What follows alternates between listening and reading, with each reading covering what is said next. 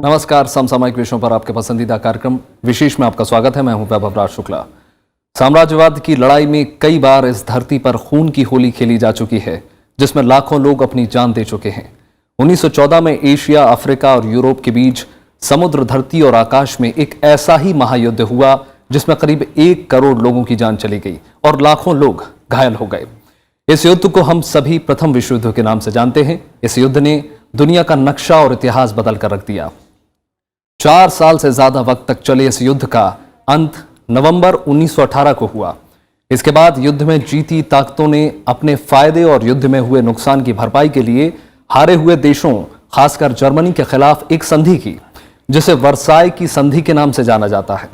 इस संधि के तहत जर्मनी पर आर्थिक, सामाजिक, सैनिक और सामरिक तमाम तरह के प्रतिबंध लगाए गए। एक तरह से उसे पंगु बनाने की कोशिश की गई। आज वर्साई संधि के 100 साल पूरे हो रहे हैं। आज विशेष में हम बात करेंगे वर्साई की संधि की, जानेंगे संधि की से जुड़ी हुई शर्तों के बारे में। इसके साथ ही बात करेंगे प्रथम विश्व युद्ध से जुड़े तमाम घटनाक्रमों के बारे में। तो आइए शुरू करते हैं आज का विशेष। 4 साल 3 महीने और 11 दिनों तक चले प्रथम विश्व युद्ध में करीब 30 देशों के 6 करोड़ 50 लाख सैनिकों ने भाग लिया और दुनिया के अधिकांश स्त्री पुरुष किसी न किसी रूप में इसमें शामिल थे या प्रभावित थे। इस युद्ध की समाप्ति और वर्साई की संधि पर समझौता होने तक अंतर्राष्ट्रीय स्तर पर कई राजनीतिक घटनाएं घटी। आइए जानते हैं इन घटनाओं के बारे में।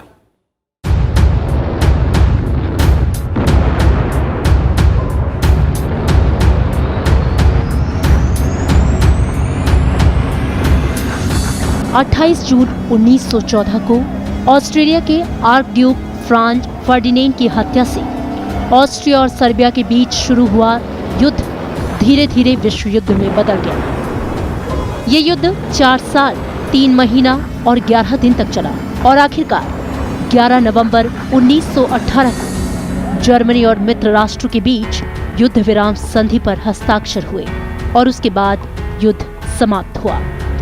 इस युद्ध विराम संधि के बाद विजेता देशों ने पराजित देशों के साथ स्थायी समझौता करने के लिए साल 1919 में पेरिस में शांति सम्मेलन का आयोजन किया। इस सम्मेलन की मुख्य शर्तों में राष्ट्रीयता के सिद्धांत के आधार पर राज्यों की सीमा निर्धारण करने, विजयी देशों को क्षतिपूर्ति दिलाने और स्थायी शांति स्थापित करने के उपायों पर विचार करना शामिल था। प्रथम विश्व युद्ध जब खत्म होता है तो दुनिया का एक तरह से रिकॉन्फिगरेशन पॉलिटिकली हो जाता है और 6 जो बड़े देश हैं, ये 3 बड़ी बड़ी विचारधाराओं में बट के आते हैं। इसको कहा जाता है ट्रिपल आइडियोलॉजिकल डिवीजन। एक तो लिबरल डेमोक्रेटिक वर्ल्ड है, इंग्लैंड, फ्रांस। दूसरा है सोशलिस्ट वर्ल्ड, जिसका की नेतृत्व जो है वो सोवियत रूस के पास है, रूस की क्रांति हो गई। और तीसरा आता है फैशिस्ट वर्ल्ड, जिसमें कि जर्मनी, जिसमें कि इटली है और जापान भी उनका समर्थन करता है। पेरिस शांति सम्मेलन में भाग लेने के लिए 32 देशों को बुलाया गया था। इसमें रूस और पराजित राष्ट्र यानी कि जर्मनी, ऑस्ट्रिया, तुर्की, बुल्गारिया को आमंत्रित नहीं किया गया था। अलग अलग देशों के 70 प्रतिनिधि इसमें शामिल हुए। अमेरिका के राष्ट्रपति के वुड्रो विल्सन के अलावा 11 देशों के प्रधानमंत्री, 12 विदेश मंत्री और कई राज्यों के राजनीतिज्ञ इसमें शामिल हुए।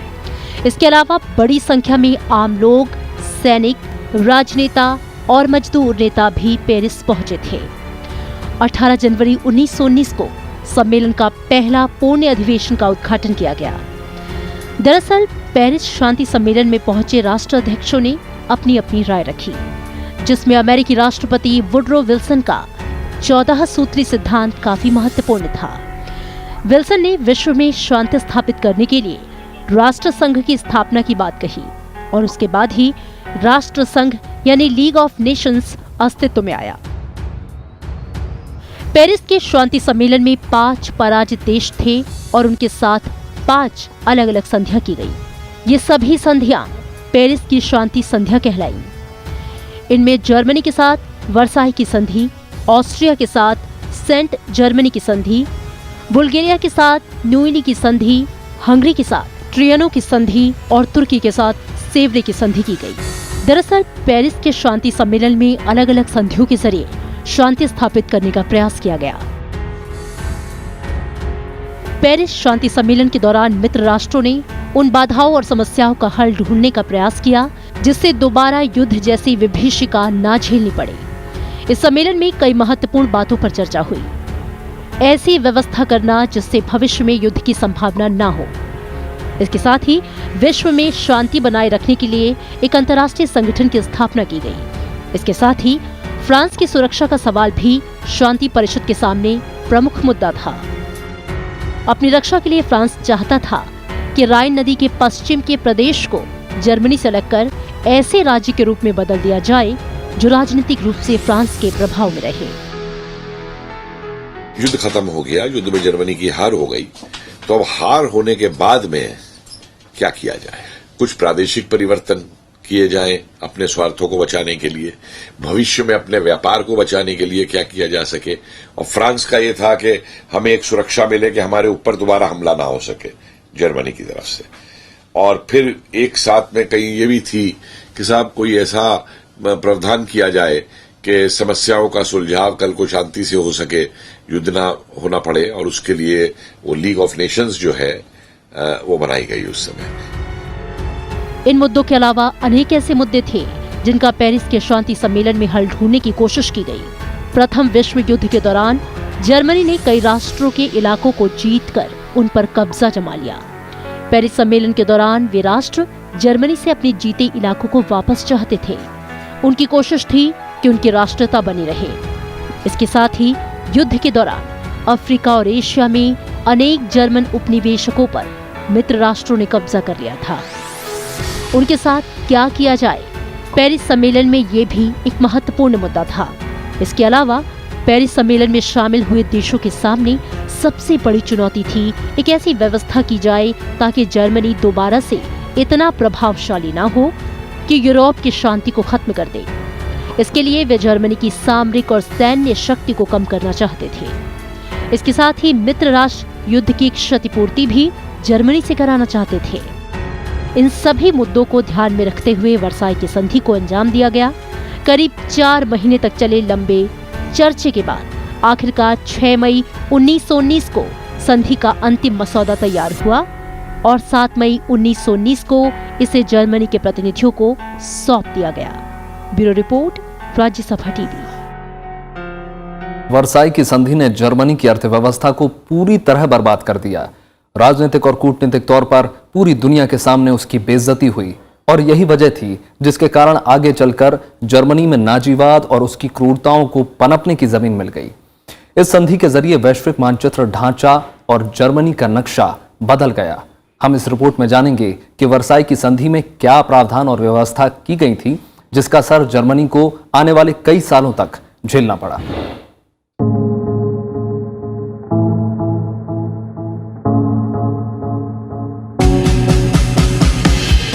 पेरिस के शांति सम्मेलन में अनेक संधियों और समझौतों के प्रारूप तैयार किए गए थे।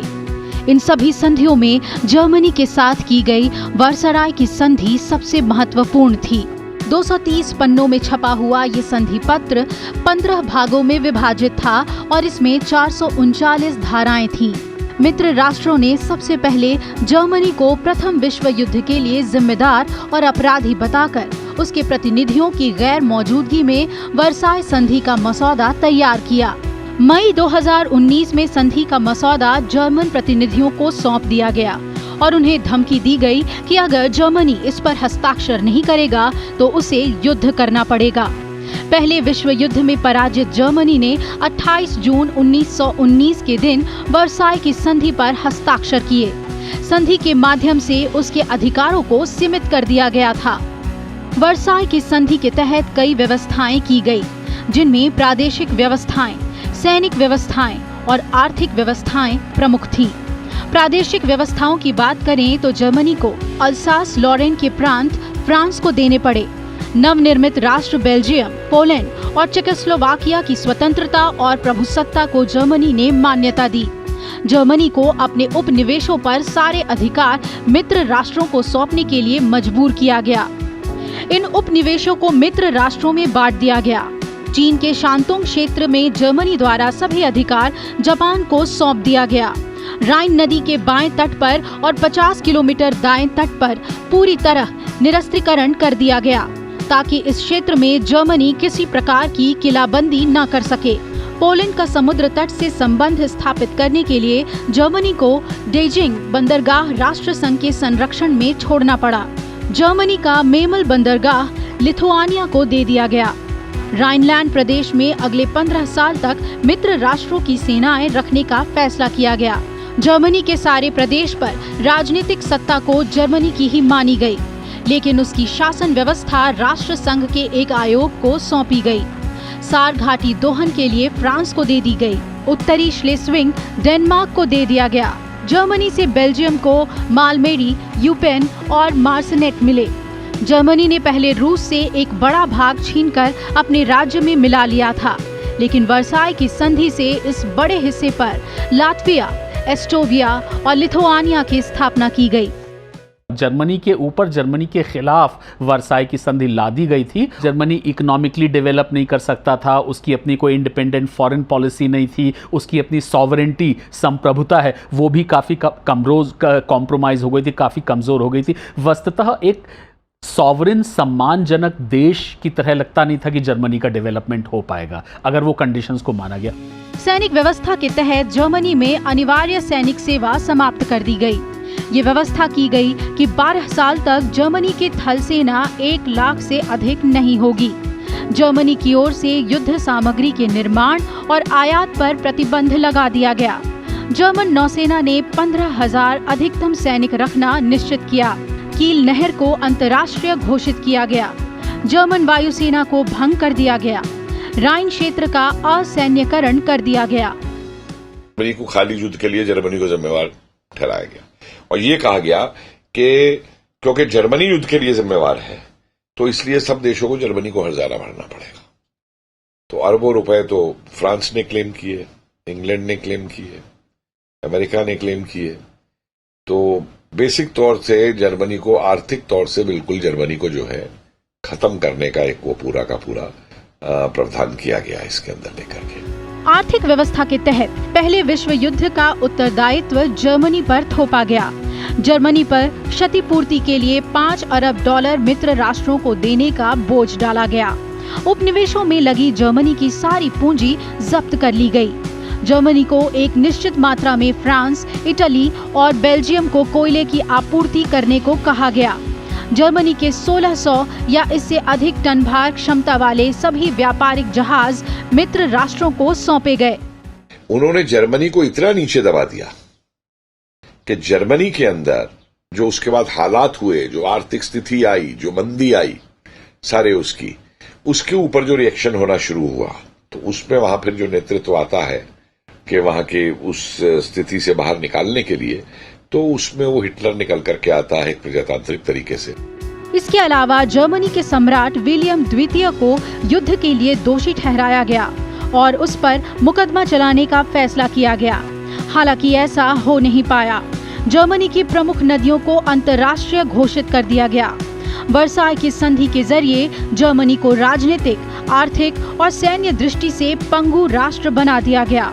इस संधि से जर्मनी के कुल क्षेत्रफल का 8वां हिस्सा कम हो गया और 70 लाख जनसंख्या भी कम हो गई। उसके सारे उपनिवेश, 15% कृषि भूमि, 15% मवेशी और 10% कारखाने छीन लिए गए। वर्साई की संधि को जर्मनी पर जबरदस्ती थोपा गया था। इस कारण बाद में हिटलर और अन्य जर्मन लोगों ने इसे अपमानजनक माना। यही कारण था कि ये संधि द्वितीय विश्व युद्ध के कारणों में से एक बन गई।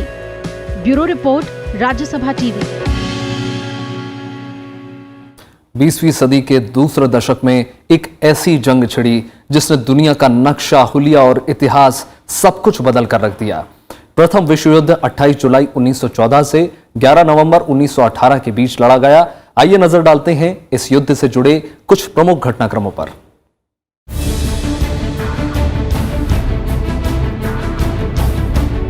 प्रथम विश्व युद्ध 28 जुलाई 1914 से 11 नवंबर 1918 के बीच लड़ा गया। ये युद्ध दुनिया के 3 महाद्वीप यूरोप, एशिया और अफ्रीका के बीच जल, थल और आकाश में लड़ा गया। इस युद्ध की भव्यता का अंदाजा इसी से लगाया जा सकता है कि युद्ध के दौरान करीब 1 करोड़ लोगों की जान चली गई और इससे 2 गुने घायल हुए। बीमारियों और कुपोषण जैसी घटनाओं से भी लाखों लोग मरे। 8 लाख सैनिक तो लापता हो गए। 4 साल से ज्यादा चले इस युद्ध में करीब आधी दुनिया हिंसा की चपेट में चली गई। इसमें भाग लेने वाले देशों की संख्या, इसका क्षेत्र और इससे हुई क्षति के व्यापक आंकड़ों के कारण ही इसे विश्व युद्ध का नाम दिया गया। 30 से ज्यादा देशों ने प्रथम विश्व युद्ध में हिस्सा लिया।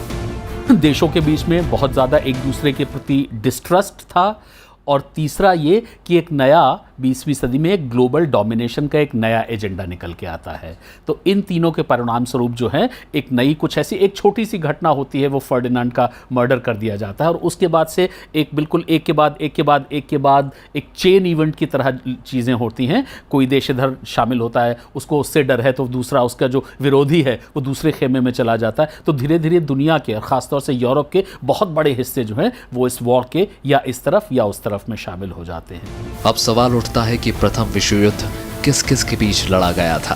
प्रथम विश्व युद्ध में एक तरफ मित्र राष्ट्र थे तो दूसरी ओर धुरी राष्ट्र। मित्र राष्ट्र में रूस, फ्रांस, ब्रिटेन, अमेरिका और जापान शामिल थे। अमेरिका इस युद्ध में साल 1917 में शामिल हुआ। धुरी राष्ट्र में ऑस्ट्रिया हंगरी, जर्मनी और ऑटोमन साम्राज्य शामिल थे। 28 जून 1914 को ऑस्ट्रिया के उत्तराधिकारी और राजकुमार आर्च ड्यूक फर्डिनेंड और उनकी पत्नी की हत्या बोस्निया की राजधानी सारायेवो में कर दी गई। ऑस्ट्रिया ने इसके लिए सर्बिया को दोषी ठहराया। इसका बदला लेने के लिए ऑस्ट्रिया ने ठीक 1 महीने बाद 28 जुलाई को सर्बिया के खिलाफ युद्ध का ऐलान किया। बाद में इस मसले को लेकर विश्व युद्ध की शुरुआत हो गई और अन्य देश भी धीरे धीरे दोनों गुटों में शामिल होते गए। ये प्रथम विश्व युद्ध से पहला एक मॉडर्न वॉरफेयर है। दूसरी उसकी विशेषता यह है कि ये एक पहली ऐसी लड़ाई है जो कि सिर्फ सिपाहियों द्वारा नहीं लड़ी जा रही है, जिसमें कि जनता की भी भागीदारी है। जनता, सिविलियन पॉपुलेशन, महिलाएं, सभी लोग अपने पैसे से ज़्यादा प्रोडक्शन करके लगातार। तो ये लड़ाई सिर्फ फ्रंट पे नहीं लड़ी जा रही है, ये लड़ाई समाज के भीतर में लड़ी जा रही है। पूरा का पूरा जैसे समाज लड़ रहा है। तो ये नेशनल वॉर्स हैं, मॉडर्न वॉरफेयर का ये एक फीचर है। और तीसरा इस युद्ध का ये फीचर है कि बहुत बड़े पैमाने पे मॉडर्न टेक्नोलॉजी का इस्तेमाल होता है। ट्रेंच वॉरफेयर और बहुत सारी चीज़ें जो आज हम युद्ध के साथ एसोसिएट करते हैं, डिस्ट्रक्शन की बहुत ज़्यादा टेक्नोलॉजीज वो शुरू हो जाती है, और सेकेंड वर्ल्ड वॉर तक आते आते वो और बहुत ज़्यादा बढ़ जाती है। प्रथम विश्व युद्ध के दौरान जर्मनी ने रूस के खिलाफ 1 अगस्त 1914 को युद्ध की घोषणा की। जर्मनी ने अपनी सेनाओं को लामबंद करना शुरू किया। हालांकि तत्काल जर्मन आक्रमण रूस पर नहीं बल्कि बेल्जियम और फ्रांस पर हुआ। फ्रांस सरकार ने खतरे को भांपते हुए पहले ही लामबंद का आदेश दे दिया था। 3 अगस्त 1914 को जर्मनी ने फ्रांस के खिलाफ युद्ध की घोषणा कर दी। जर्मनी की सेना 4 अगस्त को फ्रांस पर हमला बोलने के लिए बेल्जियम में घुस गई और उसी दिन ब्रिटेन ने जर्मनी के साथ युद्ध करने की घोषणा कर दी। अब धीरे धीरे युद्ध का विस्तार होने लगा। इंग्लैंड प्रथम विश्व युद्ध में 8 अगस्त 1914 को शामिल हुआ। कई दूसरे देश जल्द ही युद्ध में शामिल हो गए। जापान ने जर्मनी के खिलाफ युद्ध की घोषणा कर दी। वो ब्रिटेन के साथ एक समझौते में शामिल हुआ। जापान का मुख्य लक्ष्य सुदूर पूर्व में जर्मनी के इलाकों पर कब्जा करना था। अब तक ब्रिटेन का पुराना सहयोगी पुर्तगाल भी युद्ध में शामिल हो गया। 1915 में इटली ने ऑस्ट्रिया के खिलाफ युद्ध की घोषणा कर दी। ब्रिटेन और फ्रांस ने इटली को ऑस्ट्रिया और तुर्की के क्षेत्रों को देने का वादा किया था। बाद में रोमानिया और यूनान भी ब्रिटेन, फ्रांस और रूस के साथ आ गए। बुल्गारिया ने जर्मनी और ऑस्ट्रिया का साथ दिया। बुल्गारिया को सर्बिया और यूनान के क्षेत्रों को देने का वादा किया गया था। तुर्की ने नवंबर में रूस के खिलाफ युद्ध की घोषणा कर दी। वो जर्मनी और ऑस्ट्रिया की ओर से युद्ध में शामिल हुआ। दुनिया के दूसरे हिस्सों के कई दूसरे देश भी युद्ध में शामिल हुए। अमेरिका इस युद्ध में करीब 3 साल बाद शामिल हुआ। जर्मनी के यू बोट के जरिए इंग्लैंड के लूसीतानिया नामक जहाज को डुबाने के बाद 6 अगस्त 1917 को अमेरिका प्रथम विश्व युद्ध में शामिल हुआ। लूसीतानिया जहाज पर मरने वाले 1153 लोगों में 128 लोग अमेरिकी थे। ग्रेट वॉर इसलिए भी थी कि बहुत सारे बाकी देश भी उसमें शामिल हो गए थे, जैसे कि भारत का कुछ लेना देना नहीं था, लेकिन भारत भी इस युद्ध में शामिल हो गया। लगभग 12 लाख के करीब लोग जो हैं हमारे यहाँ से लड़ने के लिए गए और बहुत सारा साहित्य लिखा गया उस पर। तो पहली बार भारतीय लोगों ने बहुत बड़े पैमाने पे इस तरह से किसी युद्ध में हिस्सा लिया। तो एक ट्रूली एक 20वीं शताब्दी का पहला और बहुत ही विशाल, बहुत बड़ा ये युद्ध था। पहले विश्व युद्ध की शुरुआत में जर्मनी की जीत हुई, लेकिन बाद में हालात बदलने लगे। जर्मनी ने कई व्यापारी जहाजों को डुबाया। हालांकि बाद में ब्रिटेन, फ्रांस और अमेरिका की ताकत के आगे जर्मनी कमजोर होता गया। जुलाई 1918 के बाद मित्र देशों की सेनाओं ने जर्मनी को कई जगहों पर परास्त किया। इसके बाद जर्मनी और ऑस्ट्रिया की गुजारिश पर 11 नवंबर 1918 को युद्ध की समाप्ति की घोषणा की गई। Bureau report, Rajya Sabha TV. अब चलते चलते नजर डालते हैं उन हालात और कारणों पर जिनकी वजह से प्रथम विश्व युद्ध हुआ। नमस्कार।